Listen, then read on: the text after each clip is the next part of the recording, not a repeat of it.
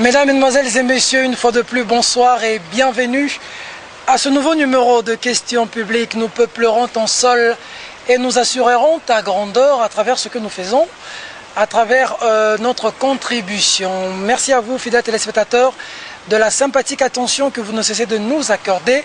Et merci à tous ces intellectuels qui viennent, à ces intellectuels qui sont avec nous, qui réfléchissent avec nous pour l'avenir du Congo. Alors, je veux dire aux intellectuels une fois de plus, bonsoir. Comment vous allez?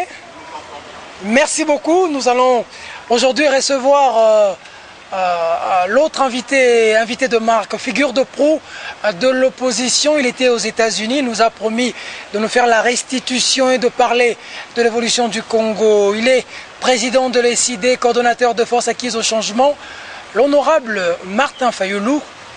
Donc, question publique, sous vos applaudissements.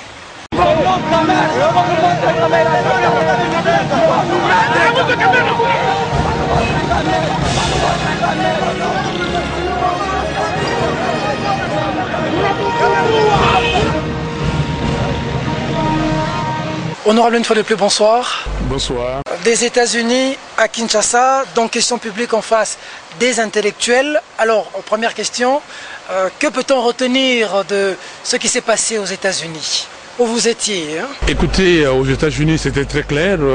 Le président Obama et son pays, donc les États-Unis d'Amérique, pensent que l'Afrique, c'est un grand continent. L'Afrique, 1,1 milliard d'individus. L'Afrique qui possède 50% d'énergie du monde, 75% des terres cultivables et personne, aucun pays au monde ne peut se payer les luxes de se passer de l'Afrique. Et le président Obama en est conscient et il a mis 33 milliards de dollars pour commencer et faire les affaires avec l'Afrique. Pas des petites affaires, des grandes affaires. Mais pour ce faire, qu'est-ce qu'il faut? Il faut que l'Afrique aussi devienne comme les États-Unis, un pays de droit ou un continent de droit. Et c'est pour ça le mot d'ordre là-bas, c'était messieurs, mesdames, respectez vos constitutions, devenez le pays de droit, comme on dit en anglais, des rule of law, respectez la règle de droit. Voilà ce que vous pouvez retenir. Alors, pour notre pays, et vous avez vu dans certains journaux ici, que le secrétaire d'État américain et d'autres personnes d'ailleurs ont insisté sur le non-changement ou la non-révision de la Constitution. Selon certaines indiscrétions, il n'était pas question de politique, c'était question économie. Hein. On a même suivi le compte-rendu du ministre Mende. On est allé là-bas pour parler économie. Vous avez parlé de 33 milliards. C'est l'opposition qui est allée exposer le problème du pays là-bas aux États-Unis. On vous a pointé du doigt, honorable Fayulu. Vous avez une drôle de façon de comprendre les choses. Est-ce qu'on peut faire l'économie sans faire de la politique? Mais c'est quoi l'économie? Mais pour administrer la cité, c'est quoi ça? Quand on vous dit que respecter la règle de droit, ça veut dire quoi? Écoutez, vous voulez qu'on vous fasse des dessins comme à l'école maternelle? On dit, mais pour comprendre, il faut des dessins parce que vous n'êtes pas encore en âge de maturité pour comprendre des choses. Mais on vous a très bien dit, d'abord, le secrétaire d'État américain est venu ici. Le monsieur ne se déplace pas pour rien. Il est venu, il vous a dit que pas de changement de constitution, pas de troisième mandat. Mais vous allez là-bas, on vous dit exactement la même chose. Et on vous dit, et d'ailleurs, ce qu'il faut retenir, qu'il y a eu plusieurs réunions en marge de ces sommets, dont la réunion à laquelle j'ai participé, moi, et j'ai participé à plusieurs réunions. J'ai aussi participé au Congrès américain, à la réunion de la société civile ou des sociétés civiles africaines. Il était question que de ça. Vous, société civile, qu'est-ce que vous devez faire? Et vous, tout le monde, tout Africain, quelle est les injonctions des Américains que vous approuvez? S'il vous plaît, attendez. Nous sommes un État souverain. Non, je ne sais pas qu'est-ce que vous appelez souverain, mais on va revenir. Vous, Africains, qu'est-ce qu'il faut faire? S'il y a une seule chose à faire pour promouvoir la marque, les brands, donc la marque Afrique, que faut-il faire? Mais tout le monde a répondu. Une seule chose, c'est le respect de la loi. C'est le respect, c'est donc la règle de droit. Ça commence par quoi le respect de la loi? C'est par respecter la loi suprême, donc la Constitution. Alors, vous dites État souverain. Mais si vous étiez des États souverains, pourquoi vous allez là-bas même pour parler de l'économie? Vous êtes souverain? Allez assurer votre souveraineté, votre économie. Les Congo est souverain? Oui, allons-y. Vous voulez éradiquer Ebola? Qu'est-ce qu'on nous a dit? Nous avons suivi avant-hier que le Congo a besoin de 3 millions de dollars pour éradiquer le virus Ebola, oui ou non? 4 500 000. Non, moi j'ai suivi 3 millions de dollars et que le Congo disposait d'1 million de dollars et qu'il demandait à la communauté internationale de lui trouver les 2 autres millions de dollars. Vous êtes souverain? 2 millions de dollars. Vous demandez à la communauté internationale et puis après vous venez crier que nous sommes souverains. Est-ce que c'est pour autant qu'on doit avoir les injonctions des Américains? Mais quelle injonction? Et écoutez, vous, l'opposition, vous allez exposer vos problèmes du pays devant les étrangers, vous allez faire des débats où il y aura un médiateur américain. Vous ne pensez pas que vous êtes en train de vendre votre pays? C'est comme dans un foyer, vous prenez votre problème du foyer, vous le mettez à la place publique. C'est ce que la majorité vous a reproché, vous de l'opposition. Il y avait les concertations, vous avez refusé de participer, mais vous êtes allé poser le problème aux États-Unis d'Amérique. Honorable Fayulu. Mon frère, il n'y avait pas simplement les forces de changement, mais les Kabylistes étaient là. Qu'est-ce qu'ils sont partis faire là-bas? Et pourquoi ils ont répondu à l'appel? Et pourquoi ils ont fait des exposés? On nous a posé la question. Les révisions constitutionnelles au pluriel en Afrique, nous étions dans un forum avec les amis du Congo-Brazzaville. Et pourquoi M. Mende, M. Bochab ont répondu à cette question? Ils ont répondu, nous sommes partis. Écoutez, nous sommes dans un monde qui est devenu aujourd'hui un village planétaire. Nous sommes dans le système des Nations Unies. Ok? Ce qui se passe ici au Congo affecte le monde entier. Et d'ailleurs, vous êtes souverain. Le budget de la République démocratique du Congo, j'ai dit ça, je répète, le budget de la République démocratique du Congo, pays souverain, est de combien de milliards de dollars? Ok? Je ne vais pas vous poser la question parce que c'est vous qui me posez la question. Heureusement. Arrondissons à 8 milliards de dollars. Ok? 8 milliards de dollars. Quelle est la part de la RDC et quelle est la part, comment dit, de l'extérieur? Vous êtes souverain. Pourquoi vous ne trouvez pas les 8 milliards vous-même? La part de l'extérieur, c'est plus de 30%. Dans ces budgets-là. Donc vous nagez dans un budget de à peu près un peu plus de 5 milliards de dollars chaque année. Alors, vous, quand il s'agit d'appeler les amis, qui nous ont aidés pour organiser la réunion de Sun City, le dialogue intercongolais, qui a déblayé le terrain parce que nous étions un pays en guerre. Et la guerre a ravagé ces pays. On a demandé à tout le monde d'aller à Sun City et puis terminer par Pretoria. Je passe les étapes préliminaires pour signer l'accord global et inclusif. Nous avons signé l'accord global et inclusif. Mais sous la facilitation de qui? De la communauté internationale. Et aujourd'hui, la communauté internationale vous appelle pour vous mettre ensemble et discuter. Vous dites que vous êtes un État souverain, mais si vous êtes un État souverain, faites-le vous-même. Alors, vous êtes en train de parler qu'aux États-Unis, on a parlé de cette question de la révision de la Constitution, il ne faut pas toucher, mais les langues continuent de se délier. Hein. Récemment, à Kingakati, il y a eu une réunion, hein. Je crois que vous êtes sans ignorer ce qui a été dit là-bas.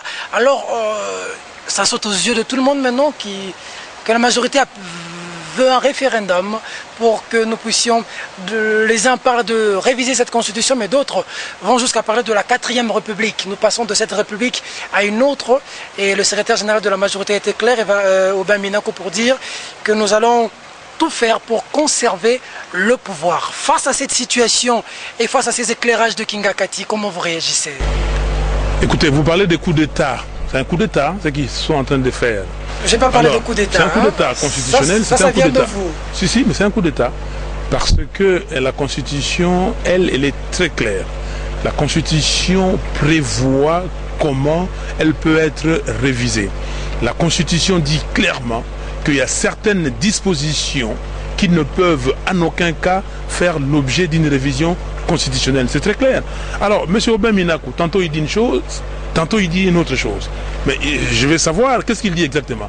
Je l'ai suivi sur Radio France Internationale. Je ne fais pas de publicité de cette radio, mais je l'ai suivi. Il a dit qu'à Kingakati, il n'a pas été question de réviser l'article 220. C'est ça que moi j'ai entendu. Qu'est-ce que ça veut dire ça? Donc il veut envoyer des gens à philosopher ou à philosophailler. Qu'est-ce qu'il veut faire? Tantôt il dit que M. Kabila partira le jour où il y aura élection dans ce pays. Élection dans ce pays, il y aura un autre président. Et il y aura un autre président. Il faut qu'il nous dise clairement. La Constitution est très claire. Elle dit ceci. Oui, vous pouvez me réviser, mais il y a certaines dispositions telles que le nombre et la durée des mandats. On ne peut pas réviser. Que la forme républicaine. Mais dans ce cas, on peut la changer, le peuple étant souverain, par un référendum. Non. La Constitution dit, mais c'est quoi le référendum? Le référendum, c'est un vote. Ok? Mais cette Constitution, quand il dit que vous ne pouvez pas me réviser d'une façon intempestive, la Constitution, c'est un contrat social. Ce contrat ici, Constitution du 18 février 2006, est né comment? Suite à un consensus trouvé après les dialogues... par des gens qui n'avaient pas un mandat du peuple, par des gens qui étaient des belligérants, hein, comme on dit aujourd'hui, ce qui fait que maintenant il faudrait que la population puisse... Mais ça c'est dangereux. Attendez, oui, s'il vous plaît, je vous arrête tout de suite. On parle de belligérants qui ont été à la base de l'élaboration de cette constitution. Mais oui, je vous arrête. Les belligérants, M. Bouchab était là. Ok? Le professeur Kabamba était là. Le Monseigneur Marini était là. C'est lui qui a dirigé les travaux. Mais vous parlez de quoi? Il faut faire très attention. Ça, c'est un contrat social. Donc, vous rejetez le dialogue, l'accord global et inclusif. L'accord global et inclusif dit, ou dans l'exposé des motifs de cette Constitution, que les forces vives de la nation, réunies à Sun City, à Pretoria. Alors, vous dites quoi? Alors, ces forces vives de la nation, qui sont réunies. Alors, les gens qui sont au gouvernement ici, aujourd'hui, ils viennent d'où? Ah, donc, eux, ils se considèrent qu'ils viennent de l'AFDEL et ils ne viennent pas de Pretoria. Ils ne viennent pas de l'accord global et inclusif. Donc, pour eux, c'est l'AFDEL. Or, on est venu vous aider en disant vous avez pris les pouvoirs par la force, par un coup d'État. Vous êtes venu avec l'AFDEL. Mais, comme les autres aussi se sont rébellés, ils ont pris des armes. On a dit, venez, on vous met ensemble. Ils se sont mis ensemble à Sun City, à Pretoria. Ils ont signé un accord global et inclusif. Et cet accord global et inclusif a défini une période de transition. Et avec des étapes à franchir, dont l'élaboration de la Constitution. Et on a eu un gouvernement de transition. Un gouvernement 1+4. Alors, vous passez ça comme ça, vous dites c'est les belligérants. C'est qui les belligérants? Les Congolais ou je ne sais qui? C'est qui les belligérants? Parce que vous allez encore dire que non, on a dit ceci ou cela. C'est qui? Donc les belligérants. Maintenant, les belligérants, on va vous accuser parce que vous faites outrage. Vous venez... Comment ça outrage? Parce que la majorité aujourd'hui veut aller vers le peuple pour avoir une constitution votée par le peuple. Et cette constitution a été votée, cette constitution a été votée par les mouches. Est-ce que le peuple a le droit de changer la constitution, de voter une autre constitution, honorable Fayulu? Le peuple n'a pas le droit de faire ce qu'il veut parce que ce même peuple a dit souverainement, ok, que vous ne pouvez pas me changer ou changer la constitution comme vous voulez. C'est le peuple.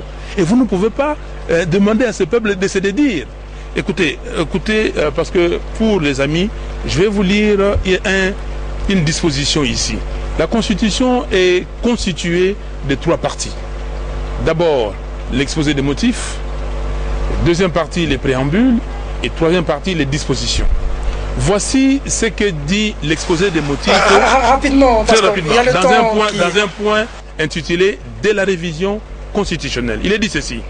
Pour préserver les principes démocratiques contenus dans la présente constitution contre les aléas de la vie politique et les révisions intempestives, les dispositions relatives à la forme républicaine de l'État, au principe du suffrage universel, à la forme républicaine à la forme républicaine de l'État, au principe du suffrage universel, à la forme représentative du gouvernement, au nombre et à la durée des mandats du président de la République, à l'indépendance du pouvoir judiciaire, au pluralisme politique et syndical, ne peuvent faire l'objet d'aucune révision constitutionnelle. C'est la Constitution, et c'est le peuple qui a dit. Donc, faire autre chose par rapport à, comment dire, ces libellés, ça veut dire que c'est un